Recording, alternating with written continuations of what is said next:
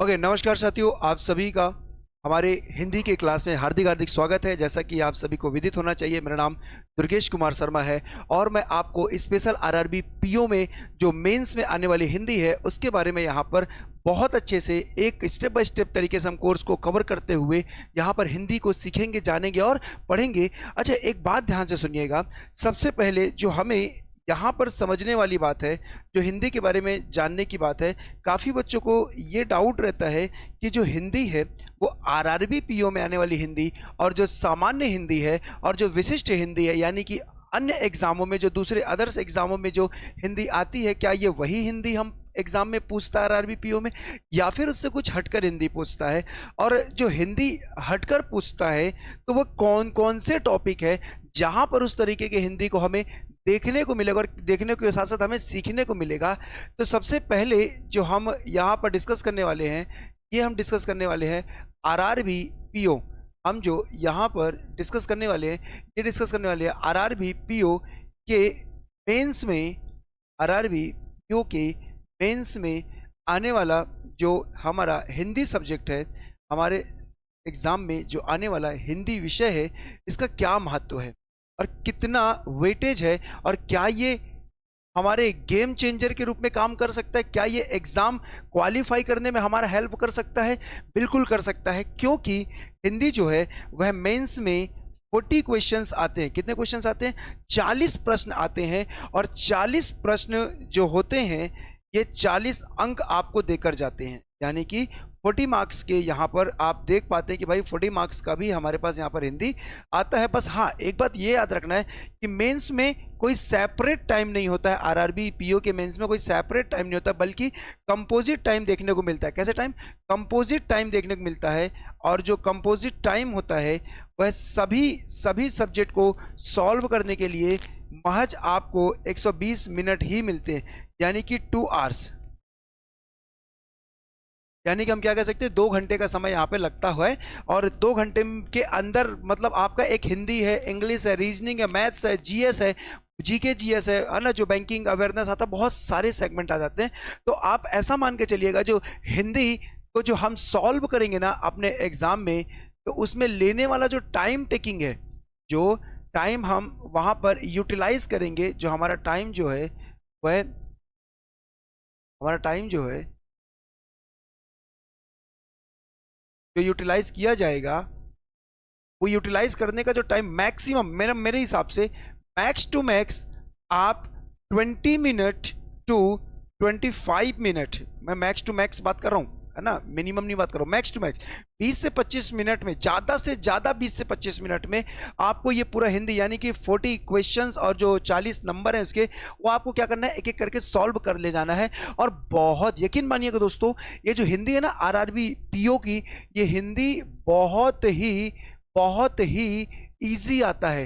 ये याद रखना, हिंदी जो है बहुत ही ईजी और ईजी टू मॉडरेट कह सकता हूँ मैं, इजी टू मॉडरेट मैं कह सकता हूं। तो आप ऐसा मान के चलिएगा कि Hindi easy to moderate, hard नहीं आता है।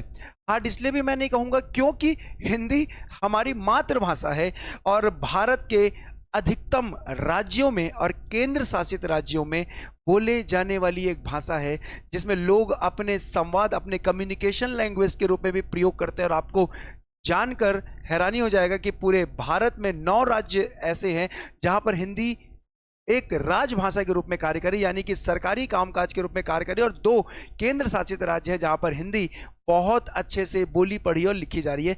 उन 2 केंद्र शासित राज्यों में एक आता है दिल्ली और एक आता है अंडमान निकोबार आता है। इसके बाद अगर राज्यों की बात करें, 9 राज्य कौन कौन से हैं, तो 9 राज्यों में एक है आपका, सबसे ऊपर आइएगा तो हरियाणा पड़ेगा, हरियाणा के बाद पड़ेगा हिमाचल प्रदेश, हिमाचल प्रदेश के बाद आएंगे तो आपको पड़ेगा आपका नीचे इधर आएंगे तो राजस्थान, राजस्थान के बगल से उत्तर प्रदेश, उत्तर प्रदेश के बगल से आपका झारखंड, झारखंड के बगल से बिहार, बिहार के बगल से छत्तीसगढ़, छत्तीसगढ़ के बगल से मध्य प्रदेश, और मध्य प्रदेश के साथ ही साथ एक राज्य और है जो हम आप भूल रहे हैं। कौन सा राज्य जहाँ पर हिंदी बोली पढ़ी और लिखी जाती है? वो है उत्तराखंड। तो लगभग 9 राज्य ऐसे हैं जहाँ पर हिंदी राजभाषा के रूप में कार्य करता है। इसलिए भी हम इन्हीं राज्यों में कहीं ना कहीं पोस्टिंग लेंगे और इन्हीं राज्यों में हमारा कहीं ना कहीं जॉब लगेगा। तो भाई साहब, सबसे पहले तो हम जानकारी ये लेते हैं कि हमारा जो हिंदी है, देखिए एक छोटा सा ब्रीफ इंट्रोडक्शन दे देता हूं मैं हिंदी के बारे में।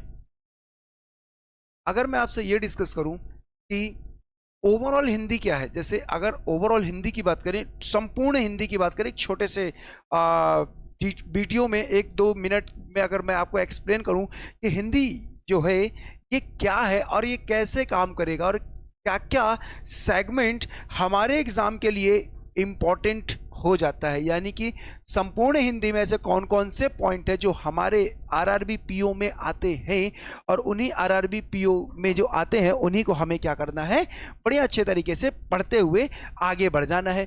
तो भाई साहब हिंदी जो है, जैसे मैं हिंदी पढ़ाता हूँ, है ना, मैं विशिष्ट हिंदी के लिए भी जाना जाता हूँ और आपके दूसरे एग्जाम के लिए भी जाना जाता हूं। तो मैं हिंदी जो मेरे पढ़ाने का जो एक बेसिक कॉन्सेप्ट है वो है कि हिंदी 4 पार्ट्स में पढ़ा जाता है। इसके 4 भाग होते हैं हिंदी के पढ़ने के, जिसमें से जो सबसे बड़ा पार्ट होता है ये होता है आपका दोस्तों व्याकरण।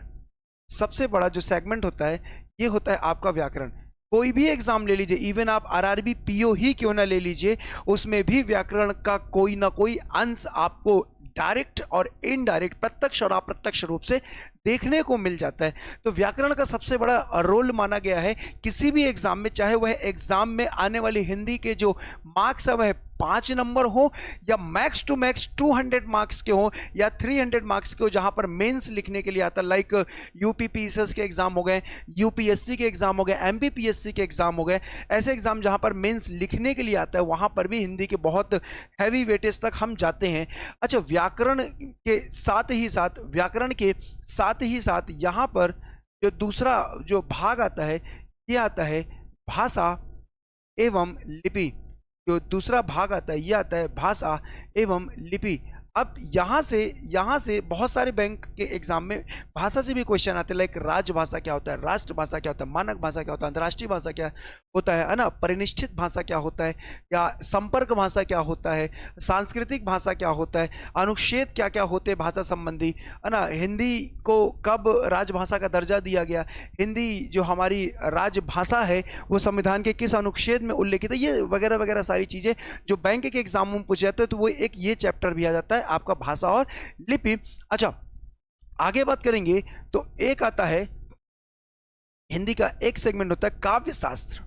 हिंदी का एक सेगमेंट होता है जिसे हम क्या कहते हैं, उसे हम कहते हैं काव्य शास्त्र। अच्छा, ये जो काव्य शास्त्र है ये ऐसा मान के चलिए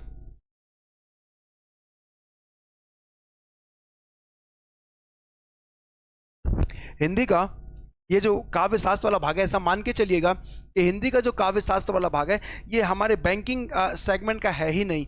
ये सीधा सेगमेंट वनडे एग्जाम्स का है, जहां पर हिंदी बहुत सामान्य हिंदी पूछी जाती है। उस सामान्य हिंदी के अंदर जैसे मैं आपसे बात करूं, रस, छंद, अलंकार वगैरह आपने नाम सुन रखा होगा, वे सभी जो भाग हैं वो यहीं पर आ जाते हैं, इसके अंतर्गत आते हैं, जिसका हमारे आपके बैंकिंग, आरआरबी, पीओ या किसी भी बैंकिंग के एग्जाम जिसमें हिंदी आ रही है उसका कोई लेना देना नहीं होता है। और एक भाग आता है आपका हिंदी साहित्य का इतिहास। एक आता है हिंदी साहित्य का इतिहास। अच्छा, ये जो है ये हिंदी साहित्य का जो इतिहास है इसका भी हमारे बैंकिंग से कोई लेना देना नहीं है। किसी भी आप बैंकिंग एग्जाम में चले जाइए उसमें किसी का भी कोई लेना देना नहीं है। यानी कि ये जो पॉइंट है, यानी कि ये मैं आपसे बात कर रहा हूं, ये काव्य शास्त्र वाला भाग ये डायरेक्टली या इनडायरेक्टली कभी भी बैंक के एग्जाम में नहीं आता है, सीधे तौर पे इसको हटा देते हैं। और अगर मैं आपसे बात करूं हिंदी साहित्य के इतिहास की बात करूं तो ये भी सीधे सीधे तौर पे कोई लेना देना नहीं होता है हमारे बैंकिंग के एग्जाम से। हाँ, 2 पॉइंट आता है, एक आता है व्याकरण और एक आता है भाषा एवं लिपि। अब ये 2 एग्जाम जो है, ये जो 2 टॉपिक है, ये जो 2 टॉपिक आप देख पा रहे हैं, इन दोनों टॉपिक का जो रिलेशन है वह आपके बैंकिंग एग्जाम से है। इनका जो रिलेशन है का जो आप देख पा रहे हैं, इनका सीधा रिलेशन किन से होता है, बैंकिंग एग्जाम से होता है। लाइक जैसे अभी कुछ दिन पहले ही एक एग्जाम यहाँ पर पूरी तरह से कंप्लीट हुआ। उस एग्जाम का नाम था आपका IBPS SO। एग्जाम हुआ था IBPS SO, जिसको हम स्पेशलिस्ट ऑफिसर के नाम से भी जानते हैं, तो ये जो IBPS SO है, इसमें स्पेशल जो स्पेशलिस्ट ऑफिसर होते हैं उसमें एक पोस्ट निकलता है राजभाषा का। आपने देखा होगा एक स्पेशलिस्ट पोस्ट निकलता है राजभाषा का, और वो राजभाषा या फिर आप कह लीजिए official language, official official language, official language की बात करेंगे जो राजभाषा। जैसे अभी रिसेंट में सेबी ने अभी 2 पोस्ट निकाले, किसके लिए? आपके आपके ऑफिशियल लैंग्वेज के लिए, तो ये भी उसमें कारगर सिद्ध है। सो अभी NICL AO का एग्जाम होना है, या ऐसे एग्जाम जिसमें ऑफिशियल लैंग्वेज या राजभाषा की डिमांड की जा रही है, उन सभी में ये सेगमेंट बहुत इंपॉर्टेंट हो जाता है। अब बात करते हैं हम बात करते हैं स्पेशल हमारे RRB PO के सिलेबस की बात करते हैं। हम स्पेशल आपके RRB PO के एग्जाम की बात करते हैं कि RRB PO मेंस में, RRB PO मेंस में हिंदी के कौन कौन से टॉपिक हैं जो हमें कवर करने हैं, और उन टॉपिक से जो आने वाले 40 क्वेश्चन हैं उन्हें कैसे कवर करेंगे और किस तरीके से पढ़ेंगे। एक बात याद रखिएगा, जो भी टॉपिक हम यहाँ पे शुरू करेंगे उस टॉपिक के तरीके क्या है लगाने के, मैं आपके साथ इस क्लास में पहले उस टॉपिक के पूरी डिटेल आपको पढ़ाऊंगा, फिर उस टॉपिक से रिलेटेड कुछ प्रैक्टिस कराऊंगा, और फिर उस टॉपिक से रिलेटेड जितने भी प्रीवियस ईयर क्वेश्चंस आए हुए हैं, जितने पुराने साल में आए हुए क्वेश्चंस है, उस टॉपिक से पर्टिकुलर उस एग्जाम के टॉपिक से, लाइक जैसे मुझे मुहावरा पढ़ाया मैंने, मुहावरे से अब तक कितने प्रकार से क्वेश्चन बने हुए हैं, क्वेश्चन बनने के पैटर्न क्या क्या रह चुके हैं, क्वेश्चन किस तरह से पूछे गए हैं एग्जाम में, उन सभी को हम यहाँ पर क्या करेंगे, स्टेप बाय स्टेप सीखेंगे। तो हर टॉपिक में 3 सेगमेंट रहेगा, उसकी डिटेलिंग करेंगे, डिटेलिंग करने के बाद कुछ प्रैक्टिस करेंगे, और प्रैक्टिस करने के बाद उसका एक PYQ लगाएंगे, है ना, प्रीवियस ईयर क्वेश्चंस के बारे में भी हम लगाते हुए चलेंगे। ठीक है, आई होप चीजें आपको समझ में आ रहा होगा। तो IBPS मेंस के सिलेबस की बात करें, तो IBPS मेंस के सिलेबस की बात करें तो उसमें IBPS मेंस जो है, माफ करना, IBPS मेंस की मैं बात कर रहा हूं, RRB PO की मैं बात कर रहा हूं। RRB PO जो मेंस है उसमें सिर्फ व्याकरण आता है। कितनी अच्छी बात है ना, उसमें भाषा से भी क्वेश्चन नहीं आते हैं। मतलब बहुत बढ़िया है कि बैंकिंग एग्जाम में ये 2 टॉपिक कवर होते हैं, लेकिन RRB PO स्पेशल की बात करें उसमें सिर्फ व्याकरण आता है। यानी कि भाषा और लिपि, काव्य शास्त्र, हिंदी साहित्य का इतिहास या हिंदी का उद्भव एवं विकास से कोई लेना देना नहीं है, वहां से कोई भी एग्जाम में क्वेश्चन नहीं आते।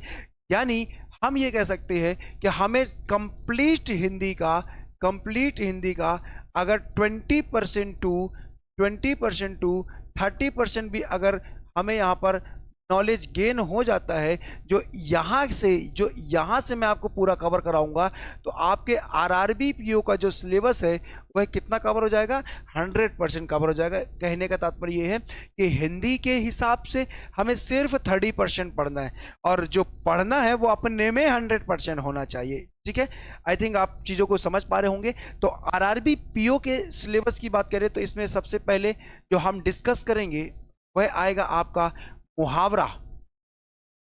वो हम डिस्कस करेंगे मुहावरे एवं लोकोक्तियां। मुहावरे एवं लोकोक्तियां हम ये डिस्कस करेंगे। एक मुहावरे एवं लोकोक्तियां हम ये डिस्कस करेंगे। अच्छा, मुहावरे एवं लोकोक्तियों के बाद हम डिस्कस करेंगे विलोम शब्द। हम डिस्कस करेंगे विलोम शब्द की बात करेंगे, विलोम शब्द क्या होते हैं, और विलोम शब्द के बाद हम डिस्कस करेंगे आपका समानार्थी शब्द। समानार्थी शब्द, और इसी समानार्थी शब्द को ही सरल भाषा में कहा जाता है पर्यायवाची शब्द। पर्यायवाची शब्द, इसी को हम क्या कहते हैं, पर्यायवाची शब्द के नाम से भी जानते हैं। और ये जो विलोम शब्द है ना, इसको बोला जाता है विपरीतार्थक शब्द या विपरीतार्थी शब्द इसे ही हम क्या कहते हैं, विपरीतार्थी शब्द। कभी कभी हम सिलेबस देखते हैं और हम थोड़ा कंफ्यूज हो जाते हैं कि वो पर्टिकुलर लिखा जो वर्ड वो है क्या। तो इनको सरल शब्दों में समझिए। जैसे एक सिलेबस है मुहावरा एवं लोकोक्तियां है, दूसरा है विलोम शब्द यानी कि विपरीतार्थी शब्द है ना। इसके बाद आपका समानार्थी शब्द यानी कि पर्यायवाची शब्द है। फिर हम पढ़ेंगे, फिर हम यहाँ पे डिस्कस करेंगे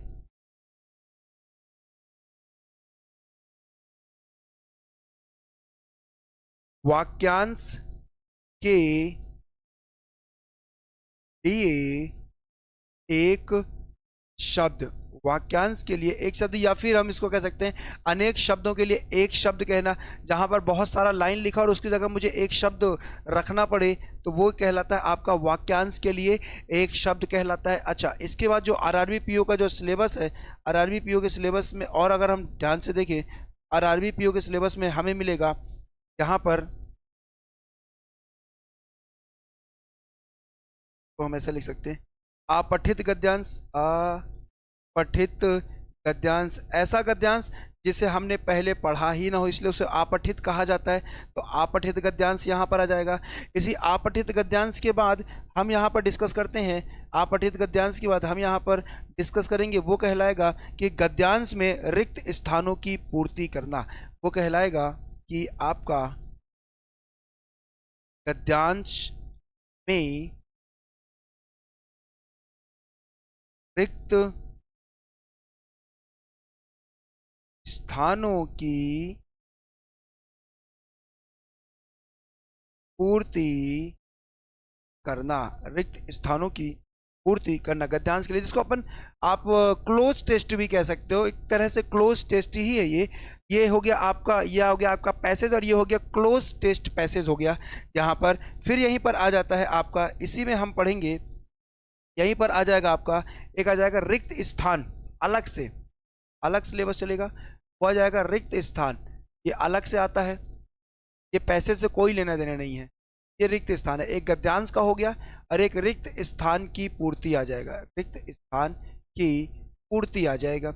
अच्छा, यहीं पर आ जाएगा,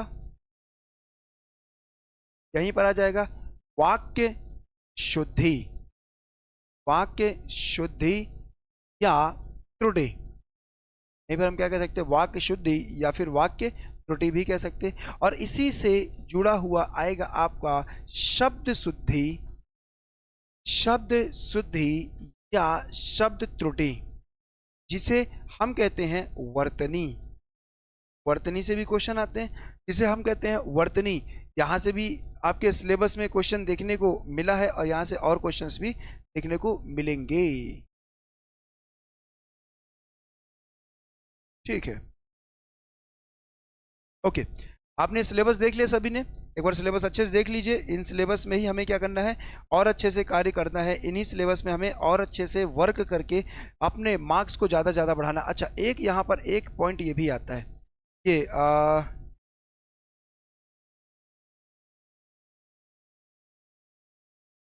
वाक्यों का व्यवस्थीकरण, वाक्यों का व्यवस्थीकरण, जिसे अगर सरल शब्दों में मैं आपको समझाने का प्रयास करूं तो वो जो आप इंग्लिश में पढ़ते हैं ना PQRS, जो आप इंग्लिश में पढ़ते हैं ना PQRS, जिसको अपन सेंटेंस अरेंजमेंट के नाम से भी जानते हैं। PQRS दिया होता है, एक सेंटेंस ऊपर दिया होता है, एक सेंटेंस लास्ट में दिया होता है और बीच में 4 सेंटेंस दिए होते हैं, उसको हम क्या करना पड़ता है, हमें अरेंज करना पड़ता है। ये चीज़ हिंदी में भी आता है, ये चीज़ हिंदी में भी आता है। तो इतना छोटा सा सिलेबस है, बहुत छोटा सा सिलेबस है, इसे ही हमें क्या करना है, स्टेप बाय स्टेप कवर करना है। और स्टेप बाय स्टेप कवर करते हुए हमें अपने एग्ज़ाम को क्वालिफाई करना है। ऐसा मान के चलना कि ये जो हिंदी है ना, ये बहुत ईजी होता है, ये जो हिंदी है ना बहुत इजी होता है। और ऐसा मानने की जरूरत भी नहीं है, और सच में ये हिंदी बहुत इजी होता है, इसमें मानने वाली कोई बात नहीं है। बहुत सरलता से, बहुत आसानी से आप 40 मार्क्स यहाँ पर गेन कर सकते हो। और ये 40 मार्क्स वो मार्क्स होते हैं जो दूसरों से आपको क्या करेगा, कहीं ना कहीं एक अपडेशन में ले जाएगा, एक ऊपर ले जाएगा, जहाँ पर आपका सिलेक्शन जो चांसेस है ना वो ज़्यादा हो जाते हैं। क्योंकि 40 मार्क्स बहुत होते हैं, मेंस के लिए 40 मार्क्स बहुत होते हैं। और आपको यही करना है कि ज़्यादा से ज़्यादा मार्क्स यहाँ पर गेन करना है। मैं तो ऐसा मान के चलूँगा कि आप 40 में 40 मार्क्स गेन करिए, लेकिन अगर इन केस थोड़ा बहुत ऊपर नीचे हो जाता है तो ऊपर नीचे सिर्फ इतना ही होना चाहिए कि नीचे आप 38 जाओ और ऊपर तो 40 ही जाओ। 38 से नीचे आपको बात ही नहीं करना है, क्योंकि इतना मैं आपको प्रैक्टिस करा दूंगा, इतना मैं आपको पढ़ा दूंगा। ट्रस्ट करिए, है ना, मुझ पे, हमारी टीम पे ट्रस्ट करिए कि यहाँ पर बहुत ज़्यादा वो ट्रस्ट वर्दी है और पूरे आपके मेहनत से काम कर रहे हैं आपके लिए, क्या क्या आपका सिलेक्शन बहुत कम समय में और ज़्यादा से ज़्यादा हो जाए। तो चलिए, यहाँ तक जो हमने देखा सिलेबस, इस सिलेबस में आपको मेरे हिसाब से किसी प्रकार का कोई डाउट नहीं होना चाहिए। So let's start the first topic, that is मुहावरे एवं लोकोक्तियां। सबसे पहले जो हम डिस्कस करेंगे वो टॉपिक है हमारा मुहावरे एवं लोकोक्तियां हैं। तो चलिए, सबसे पहले आइए तो हम बात करते हैं मुहावरे एवं लोकोक्तियों की, बात करते हैं कि क्या है मुहावरे और क्या है लोकोक्ति। तो चलिए आइए, ये आता है सबसे पहला स्लाइड आपके स्क्रीन पर। अगर आपको पूरी तरह से विजुअल है तो बहुत अच्छी बात है ना। आप देखिएगा, यहाँ पर आप देखेंगे, यहाँ पर जो लिखा हुआ है मुहावरे, सबसे पहला मुहावरा क्या है। देखिए, मैं एक बात सुनिएगा, हम दो बातें, पहले हम अलग से मुहावरा पढ़ेंगे, फिर अलग से लोकोक्तियां पढ़ेंगे। ये दोनों अलग अलग चीजें हैं।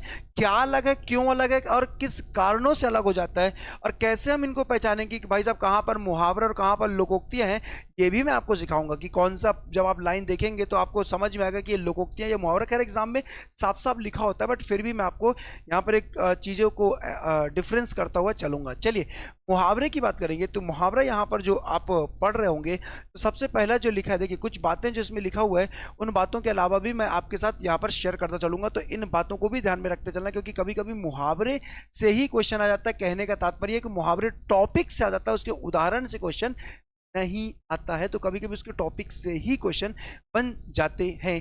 जैसे सबसे पहला लिखा है कि हिंदी मुहावरे हिंदी भाषा में प्रयोग होने वाले एक वाक्यांश को कहा जाता है। कहने का तात्पर्य है कि हम ये कह सकते हैं कि मुहावरा जो है वह अपने में क्या है, एक वाक्यांश है। अब क्वेश्चन ये आता है, सर वाक्यांश होता क्या है, वाक्यांश होता क्या है। तो भाई अगर इसको तोड़ के देखें हम, अगर इसे हम तोड़कर देखें तो ये निकलता है वाक्य प्लस अंश। अगर इसे हम विग्रह करके देखेंगे तो क्या निकलेगा, वाक्य प्लस अंश निकलता है, जहां पर अंश का मतलब होता है भाग, जहां पर अंश का मतलब होता है भाग, या फिर हम कह सकते हैं हिस्सा, हम कह सकते हैं भाग या हिस्सा, या फिर हम आप कह सकते हैं पार्ट। उसका ये पार्ट है, किसका, वाक्य का एक हिस्सा है, वाक्य का एक भाग है। अच्छा, अब वो वाक्य का एक हिस्सा है, वाक्य का एक पार्ट है, तो ये बिल्कुल क्लियर है कि ये जो वाक्यांश है, ये जो वाक्यांश है, ये कभी भी स्वतंत्र रूप से, ये कभी भी स्वतंत्र रूप से प्रयोग नहीं किया जाता, स्वतंत्र रूप से प्रयोग नहीं किया जाता, स्वतंत्र रूप से प्रयोग नहीं किया जाता है।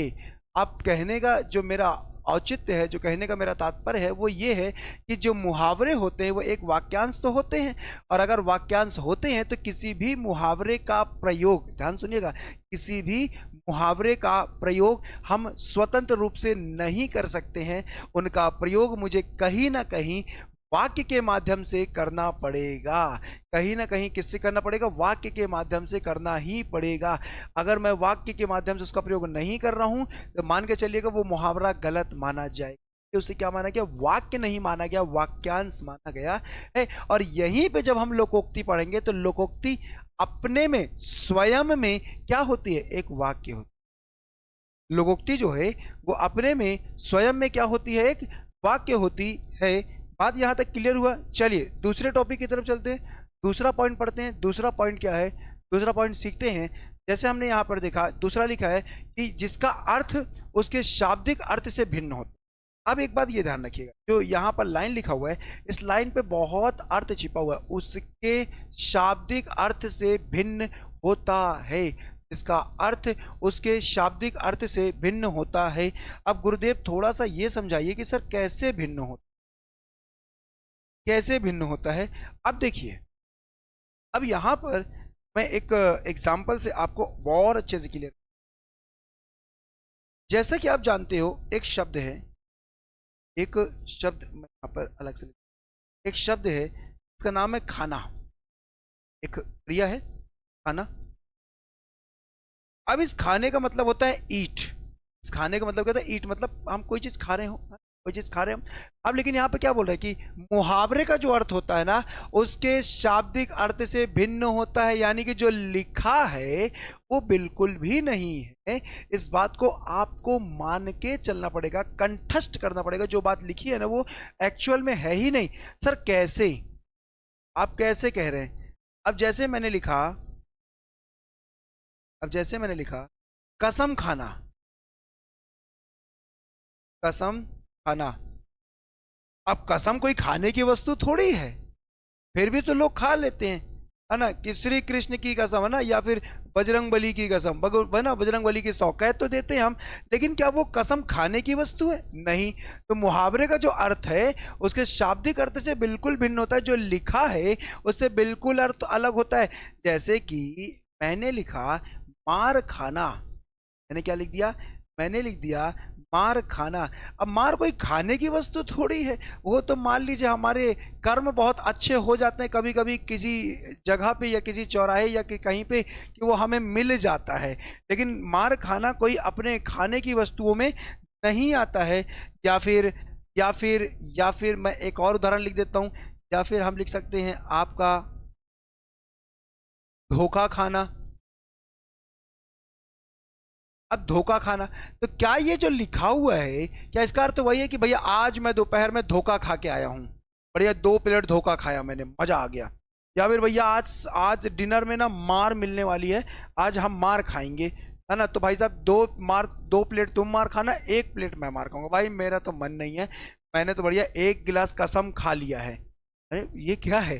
तो ये चीज जो आप समझ रहे हैं ना, यही चीज है कि जिसका अर्थ उसके शाब्दिक अर्थ से क्या होता है, बिल्कुल अलग होता है। जो लिखा है ना, इसका अर्थ वही नहीं होगा, कुछ और निकलेगा। कहने का तात्पर्य कि उसका जो अर्थ होगा वह लाक्षणिक होगा।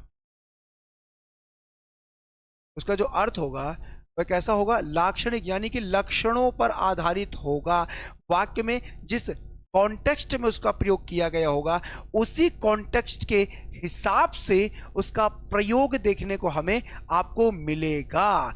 आई थिंक आपको जो फर्स्ट लाइन लिखा है उसका सब कुछ अच्छे से समझ में आ गया।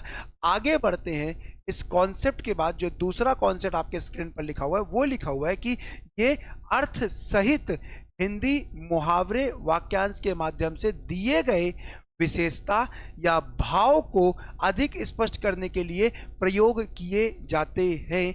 एक बात याद रखिएगा,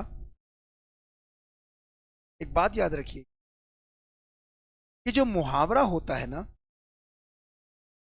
सामान्यतः, मैं हमेशा की बात, ये 100% की बात नहीं कर रहा हूं, मैं इन जनरल बात कर रहा हूं, सामान्यतः बात कर रहा हूं कि मुहावरे का जो निर्माण है, मुहावरे का निर्माण आपका विशेषण प्लस संज्ञा से होता है। किसी भी मुहावरे का जो निर्माण होता है ना, वो किससे होता है? विशेषण और संज्ञा से होता है। एक विशेषण होगा और दूसरा संज्ञा होगा। अब जो विशेषण होगा और संज्ञा होगा, तो सर कैसे होगा? तो थोड़ा सा बता दीजिए, थोड़ा समझा दीजिए कुछ एग्जाम्पल के साथ, तो हमें समझ में आ जाए। अब जैसे मैं बोलूँ कि यहीं पे मैं एग्जाम्पल लिख लेता हूँ स्पेस। जैसे मैंने लिखा चिकना घड़ा, चिकना घड़ा, चिकना घड़ा। या फिर मैंने लिखा अंधा कुआं, मैंने लिख दिया अंधा कुआं। ये जो आप देख पा रहे हैं ना, ये जो मैंने यहाँ पर आपके साथ शेयर किया, जो पॉइंट आप देख पा रहे हैं, ये पॉइंट में जो पहला लिखा हुआ है ना, ये कहीं ना कहीं विशेषण है, और जो बाद में लिखा हुआ है वो आपके संज्ञा, यानी कि ये विशेषण और ये संज्ञा, ये विशेषण और ये संज्ञा। कुएं की विशेषता कि वो अंधा है कुआं, और घड़े की विशेषता कैसा, वो चिकना है। तो ये बात ये आ गई कि सामान्यतः मुहावरे का निर्माण कैसे होता है? विशेषण और संज्ञा से मिलकर होता है, जहां पर एक विशेषण होता है और एक संज्ञा होता है। अच्छा, लेकिन जरूरी नहीं है, जरूरी नहीं है कि जो आपके मुहावरे का निर्माण हो वो इनसे ही हो। मुहावरे का निर्माण याद रखिएगा 99%, 99 तो नहीं बोलूंगा लेकिन 95% केस में हम ऐसा देख पाते हैं कि जो मुहावरे का निर्माण होता है ना, उसके अंत में ना प्रत्यय लगा मिलता है। ये मुहावरे की बहुत बड़ी विशेषता है, यानी कि अंत में कहीं ना कहीं हमको क्रिया देखने को मिलता है। क्रिया देखने को मिलता है, जैसे ये देखिए आप मिला है कसम खाना, मार खाना, है ना, धोखा खाना। ये सारी चीजें क्या है? आंख दिखाना, आंख मारना, है ना, लाल पीला होना, पीला पड़ना, तो ये सारी चीजें क्या है? ये सभी तो मुहावरे ही हैं। और यही तो बोल रहा है कि भाई साहब मुहावरे जो वाक्यांश के माध्यम से विशेषता एक अधिक स्पष्ट करने का काम करता है। मैं जो कहना चाह रहा हूं, मैं मुहावरे के माध्यम से और अच्छे से स्पष्ट क्लियर कह पाता हूं। और यहां पर जो तीसरा पॉइंट निकल कर आता है वो क्या निकल कर आता है कि मुहावरे भाषा को रंगीन बनाने में मदद करते हैं और वाक्य को दिलचस्प बनाते हैं। इन्हें कहावतें भी कहा जाता है। कहावतें भी कहा जाता है। अब मुहावरा क्या करता है भाई साहब? ये हमारी बातों को और रोचक बना देता है। हमारे जो भाव है ना, हमारा जो व्यक्तित्व है, हमारे बोलने के जो तरीके हैं, ये तो कभी कभी बोलते हैं ना कि यार ये बहुत अच्छा वाक्पटु है। कभी कभी ये बोल देते हैं कि ये बहुत अच्छा वाक्पटु। वाक्पटु मतलब क्या है? बोलने में बहुत माहिर है। जैसे हम देखते हैं कपिल शर्मा शो, है ना, कपिल शर्मा शो में जो कपिल है, कपिल शर्मा जो है वो कितना बढ़िया वाक्पटु है। वाक्पटु का मतलब यह है कि हाजिर जवाबी देने वाला है। तुरंत वहां पर कुछ ना कुछ बोल देता है, कुछ ना कुछ व्यंग्य मार देता है, कुछ ना कुछ लक्षणों में बात कर देता है जिससे हमको आपको हंसी आ जाता है। वो शब्द का ही अर्थ बदल देता है, वो कुछ ना कुछ बदल कर उसमें हमको हंसने वाला पार्ट ही निकाल कर देता है। तो वो कहीं ना कहीं मुहावरे का ही प्रयोग करता हुआ भी मिलता है। वो सिर्फ मुहावरे का प्रयोग नहीं करता, लेकिन कहीं ना कहीं उनके जो राइटर्स हैं वो मुहावरों का प्रयोग करते हैं। मुहावरे के प्रयोग से बहुत सारी चीजें निकल कर आ जाती हैं। उन बहुत सारी चीजों में ये भी निकल कर आता है कि वह वाक्य को क्या बना देता है? वाक्य को दिलचस्प बना देता है। क्लियर है? बढ़िया सर, हाँ क्लियर है, मजा आ गया। अब देखिए यहां पर जो आगे पहुंचते हैं मुहावरे में, वो ये निकलता है कि मोटे तौर पर, अगर मैं मोटे तौर पर ये बात करूं कि है क्या, तो मोटे तौर पर जिस सुगठित शब्द, सुगठित मतलब जिसको बहुत अच्छे से व्यवस्थित किया हुआ, सुगठित शब्द समूह से लक्षणाजन्य और कभी कभी व्यंजनाजन्य, अच्छा लक्षणाजन्य क्या होता है और व्यंजनाजन्य क्या होता है, दोनों को समझ लो। लक्षणाजन्य क्या होता है और व्यंजनाजन्य क्या होता है? लक्षणा का मतलब होता है जब हम लक्षण प्रस्तुत करें किसी चीज, लक्षण प्रस्तुत करना, जब हम क्या करते हैं लक्षण प्रस्तुत करते हैं तो वहां पर लक्षणाजन्य कहलाता है। वो क्या है लक्षण? जैसे मैंने कहा,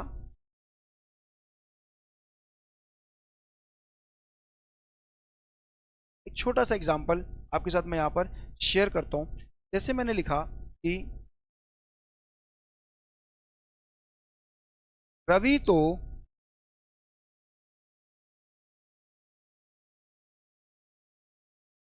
रवि तो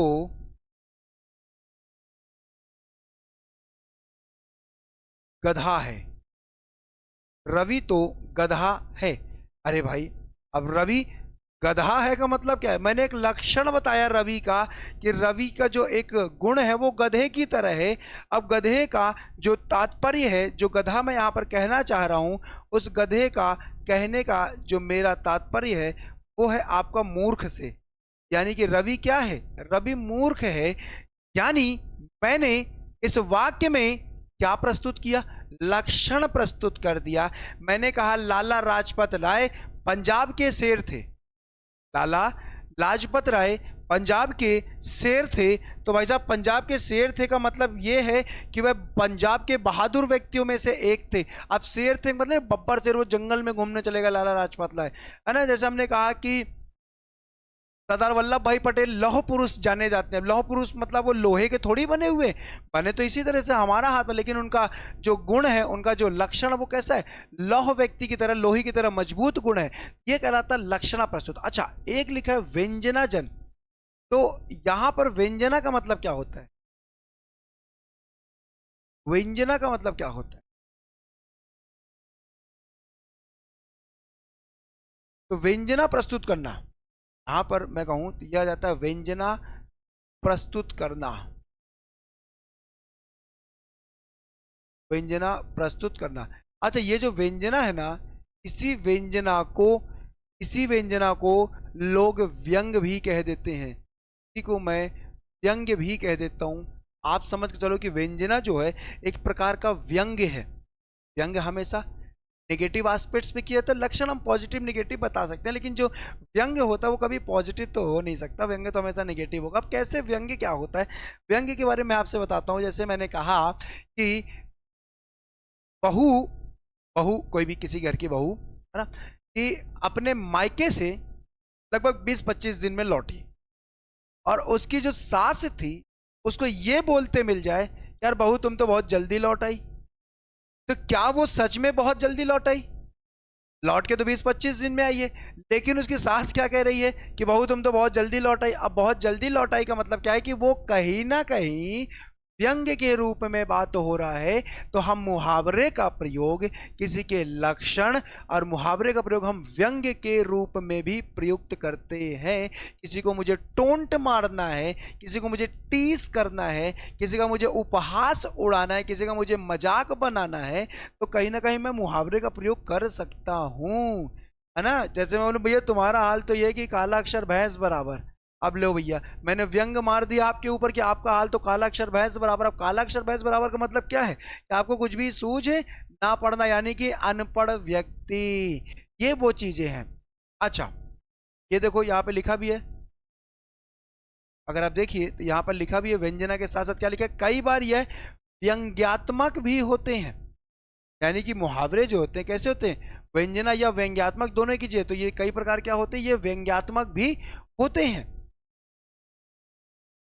अच्छा, आगे समझेंगे, आगे क्या लिखा हुआ है इसे देखिए, तो यहां पर निकल कर आएगा, क्या निकल कर आएगा कि जो मुहावरा है, जो मुहावरे की जो भाषा है, मुहावरे की भाषा कैसी होती है, सुदृढ़, गतिशील और रुचिकर बनाते हैं। मुहावरे जो हैं वो भाषा को क्या करते हैं, सुदृढ़ बनाते हैं, मतलब मजबूत बनाते हैं, और वाक्य को बोलने में गतिशीलता, फ्लो, यहाँ पर प्रवाह प्रदान करते हैं, और रुचिकर बनाते हैं, इंटरेस्टफुली बनाते हैं कि भाई साहब हमको सुनने में, बोलने में, पढ़ने। जैसे अक्सर हम कुमार विश्वास जी को सुन लेते हैं, तो कुमार विश्वास जी को सुनने में क्यों अच्छा लगता है, ऐसा नहीं कि वो बहुत अच्छा वक्तव्य है या बहुत अच्छे वो वक्तव्य है, नो डाउट वो बहुत अच्छे वक्तव्य है, लेकिन उन वक्तव्य में जो बातें उनकी निकल कर आती है वो बहुत जगह पर क्या निकल कर आती है, मुहावरों का प्रयोग भी निकल कर आता है, जो उनकी बातों को, जो उनकी भाषा को क्या बना देते हैं, रुचिकर बना देते हैं। मजा आ जाता है सुनने में, ऐसा लगता है कि हाँ भैया बहुत अच्छा लगा उनको सुन के,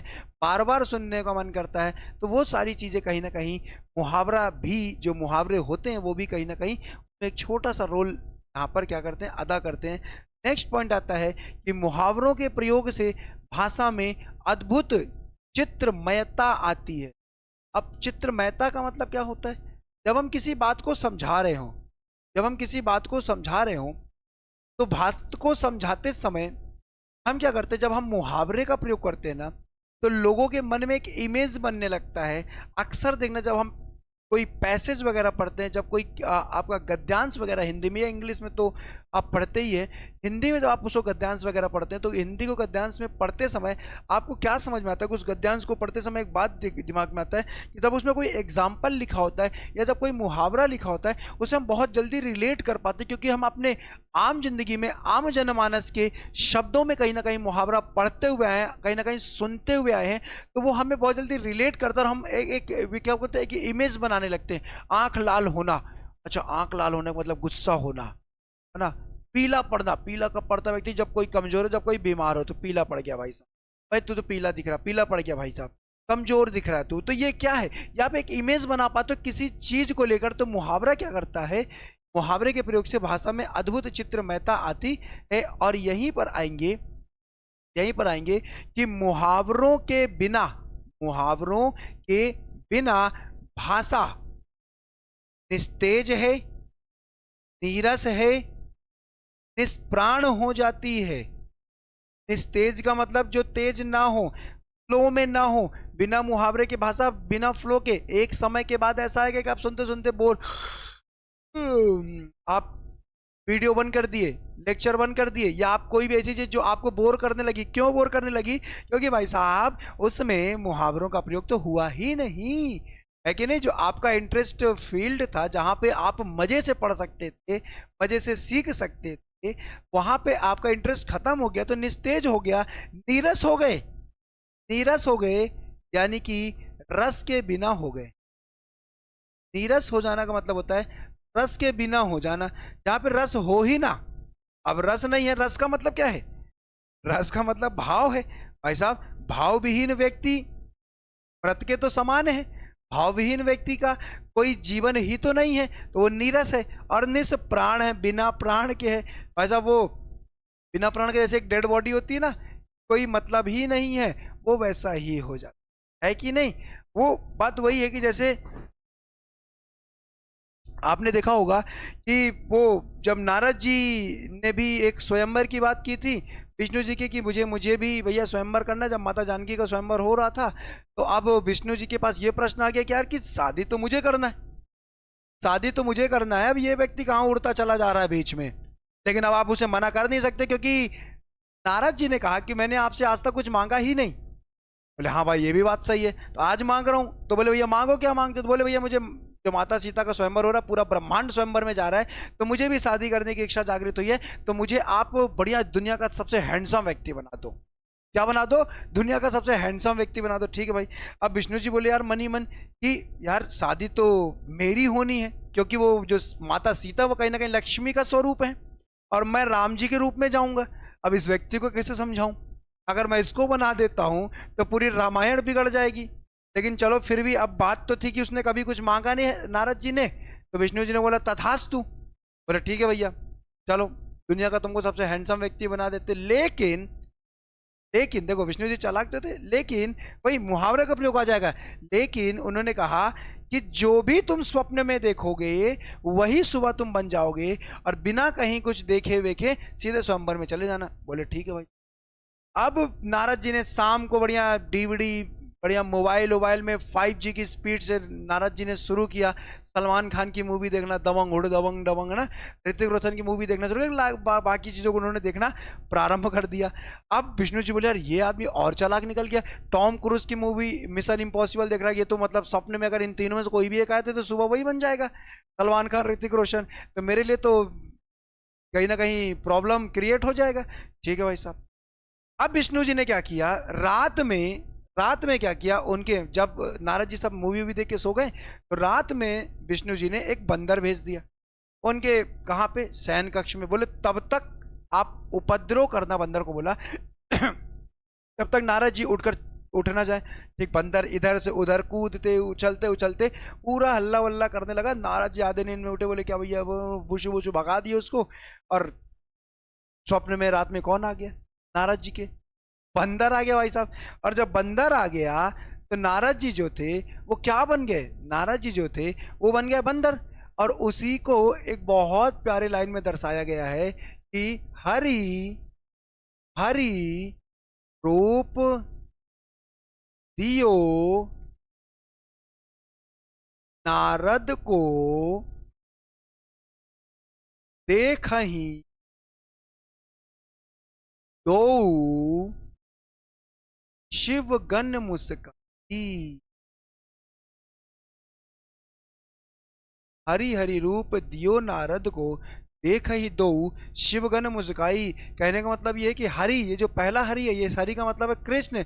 और हरि रूप दियो नारद को, हरि रूप दियो नारद का मतलब बंदर का रूप दियो नारद को, और जिसको देख के पूरा दोनों के दोनों शिवगण क्या हो रहे थे, मुस्कुराई रहते, हंस हंस के पागल हो गए। और नारद जी स्वयंवर में पहुंच गए, माता जानकी देख के उनको हंस रही है।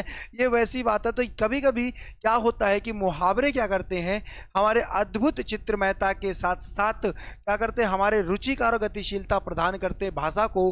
और अगर ये ना हो तो भाई साहब क्या हो सकता है, निस्तेज, नीरस और निष्प्राण हो सकती है वह भाषा, जो सुनने, पढ़ने और लिखने में तनिक भी हमें या आपको अच्छी नहीं लगेगी। है कि नहीं? बिल्कुल नहीं लगेगी। और इसी के साथ चलिए अगले पड़ाव पे चलते हैं, आगे समझते हैं, आगे समझते हैं। अब आता है कि कुछ मुहावरे की डेफिनेशंस है, कुछ मुहावरे की परिभाषाएं हैं, उनके बारे में भी जानकारी ले लेते हैं। आइए, क्या है भाई साहब, आइए। तो भाई मुहावरे से रिलेटेड कुछ परिभाषा है। खैर परिभाषाओं से क्वेश्चन कभी आता नहीं है, बट लेकिन परिभाषा से हमें और अच्छे से स्पष्ट हो जाएगा कि मुहावरा है क्या। जैसे पहला लिखा डॉक्टर उदय नारायण तिवारी ने क्या लिखा। उदय नारायण तिवारी ने यहाँ पर बहुत बढ़िया से एक डेफिनेशन दिया। उन्होंने लिखा कि हिंदी उर्दू में लक्षण अथवा व्यंजना द्वारा सिद्ध वाक्य को ही हम क्या कहते हैं, मुहावरा कहते हैं। ये मैंने अभी बता दिया कि एक ऐसा वाक्य जो लक्षणों और व्यंजनों से भरा पड़ा हो, एक ऐसा वाक्य जो लक्षणों और व्यंजनों से भरा पड़ा हो, उन सभी को हम क्या कहते हैं, मुहावरा कहते हैं। फिर चाहे वह भाषा हिंदी की हो, चाहे फिर वह भाषा उर्दू की ही क्यों ना हो, क्योंकि ये जो मुहावरा शब्द है ना दोस्तों, ये जो मुहावरा शब्द है ये उर्दू की देन है। ये जो मुहावरा शब्द है, माफ करना उर्दू कह रहा हूं मैं, मुहावरा जो शब्द है ना ये अरबी भाषा की देन है। अरबी भाषा देन है, अरबी भाषा की देन है। ये जो मुहावरा शब्द है ना ये अरबी भाषा की देन है। इस शब्द अरबी भाषाओं ने, अरब के लोगों ने इस शब्द को नवाजा है। फिर लिखा है मुहावरा का जो सबसे अधिक व्यापक और संतोषजनक परिभाषा जो दिया वो किन्होंने दिया, वह देने वाले व्यक्ति हैं, उनका नाम है डॉक्टर ओम प्रकाश गुप्त ने निम्न तरीके से इसको एक्सप्लेन किया। अब क्या कहा उन्होंने, तो उन्होंने कहा कि प्रायः शारीरिक चेष्टाओं, ध्यान सुनिएगा उन्होंने क्या डेफिनेशन दिया। इन्होंने कहा प्रायः शारीरिक चेष्टाओं। शारीरिक चेष्टाओं का मतलब क्या है, जैसे कपिल शर्मा शो में आप देखोगे कि वो डॉक्टर मसूर गुलाटी अजीबोगरीब गेटअप में आता था, एक अजीब सा बाल, एक ब्राउन कलर की मूछ, है ना, अजीब सा ड्रेस, उसके साथ एक वो मोटा सा लच्छा आया करता था जिसके सर में एक उसका नारियल का वृक्ष जैसा बना रखा था, मोटा सा आता था, है ना, अलो भैया कैसे हो भैया, है ना, मैं लच्छा यादव। तो वो क्या है, वो है शारीरिक चेष्टाएं। ये कहलाता है शारीरिक चेष्टाएं, जो हमारे शरीर के माध्यम से हम कोई चीज प्रकट करें, किसी को हंसाने का प्रयास करें, कुछ बताने का प्रयास करें, तो हमारे जो शारीरिक चेष्टाएं हैं, वो कह रहा है शारीरिक चेष्टाओं अस्पष्ट ध्वनियों, शारीरिक चेष्टाओं अस्पष्ट ध्वनियों और कहावतों या भाषा के कतिपय विलक्षण प्रयोगों के, जो भी कतिपय विलक्षण होते हैं, जितने मतलब जिनका प्रयोग हम कर रहे हैं विलक्षण रूप से, जो सही ना हो, विलक्षण प्रयोगों के अनुकरण, अनुकरण मतलब होता है नकल, अनुकरण का मतलब होता है देख कर सीखना, कि जिसका अनुकरण करने से मैं, जैसे आप अनुकरण कर रहे हैं मुझे, यानी कि आप देखकर, सुनकर, पढ़कर सीख रहे कुछ, वो अनुकरण कहलाता है। तो वो कह रहा है कि विलक्षण प्रयोगों के अनुकरण या आधार पर निर्मित और अभिधेयार्थ से भिन्न कोई विशेष अर्थ, अभिधेयार्थ से भिन्न कोई विशेष अर्थ देने वाले किसी भाषा के गठे हुए रूढ़ वाक्य, याद रखना कि जो मुहावरे हैं ये हमेशा रूढ़ वाक्य होते हैं, रूढ़ वाक्य, वाक्यांश या शब्द समूह को हम मुहावरा कहते हैं। ऐसा स्पष्टता से कौन समझाया हमें, ये समझाने वाले व्यक्ति हैं डॉक्टर ओम प्रकाश गुप्त हैं। कौन है, ओम प्रकाश गुप्त, जो हमें बहुत स्पष्टता से समझाने का प्रयास करते हैं कि भाई क्या है मुहावरा और क्या है मुहावरे की परिभाषा और किस तरीके से वो हमारे लिए काम करता है। देखो यार एक बात दोस्तों बहुत ध्यान समझना कि मैं मुहावरा को आपको वो समझाने का प्रयास कर रहा हूं कि जब एग्जाम में कोई वाक्य में एक मुहावरा लिखकर आएगा ना, तो आपको सोचने का तरीका सिखा रहा हूं मैं कि आपको कितने तरीके से उसके अर्थ सोचने हैं, आप कितने तरीके से उसका अर्थ सोच सकते हो। तो मैंने आपसे पहले ही कहा कि जो मुहावरा है ना वो कहीं ना कहीं आपको क्या प्रकट करता है, एक विलक्षण अर्थ ही प्रकट करता हुआ मिलता है। कैसा अर्थ प्रकट करता हुआ मिलता है, एक विलक्षण अर्थ प्रकट करता हुआ मिलता है।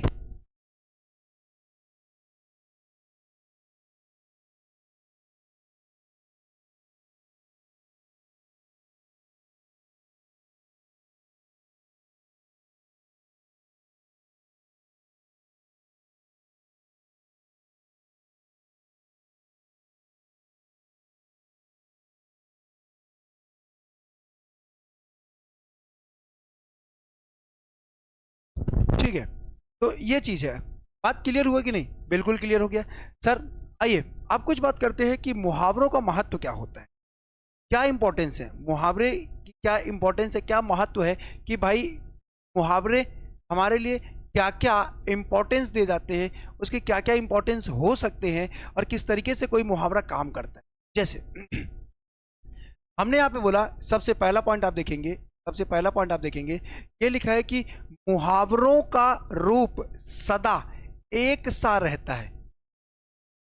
जितने भी मुहावरे हैं ना, उनका जो फॉर्मेशन है वो एक जैसा होता है। कभी भी कोई भी फॉर्मेशन बदलता नहीं है। कभी भी उसका मुहावरे का कोई भी जो एक स्वरूप होता है ना, एक भूमिका, जैसे हम किसी चीज की भूमिका बनाते हैं, जैसे मुझे निबंध लिखना है तो निबंध लिखने की एक भूमिका बनाते हैं।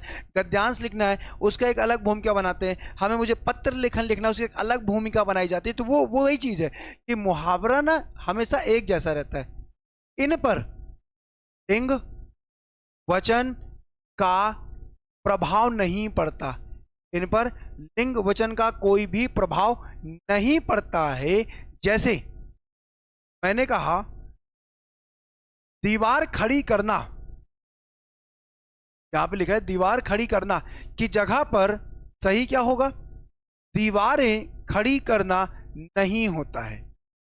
अब देखो जैसे लिखा कि दीवार खड़ी करना की जगह पर दीवारें खड़ी करना नहीं होता है। अब ये आप समझ के चलना कि ये गलत है।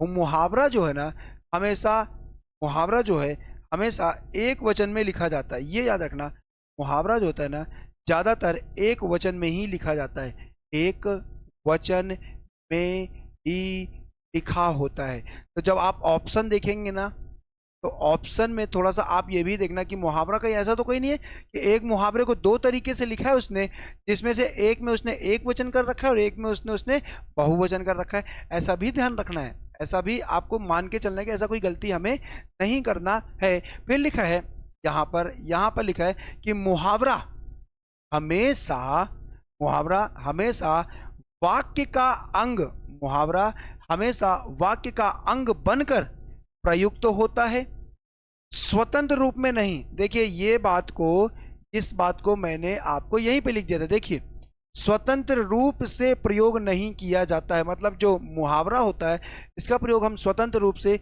नहीं करते हैं। यही लिख दिया उसने भी यहाँ पर उसके महत्व में कि मुहावरा हमेशा वाक्य का अंग होता है। यानी इसे अगर मैं आपसे एक शब्द में कहूँ, अनेक शब्द का एक शब्द, तो ये हो जाएगा आपका वाक्यांश। ये क्या बन जाता है?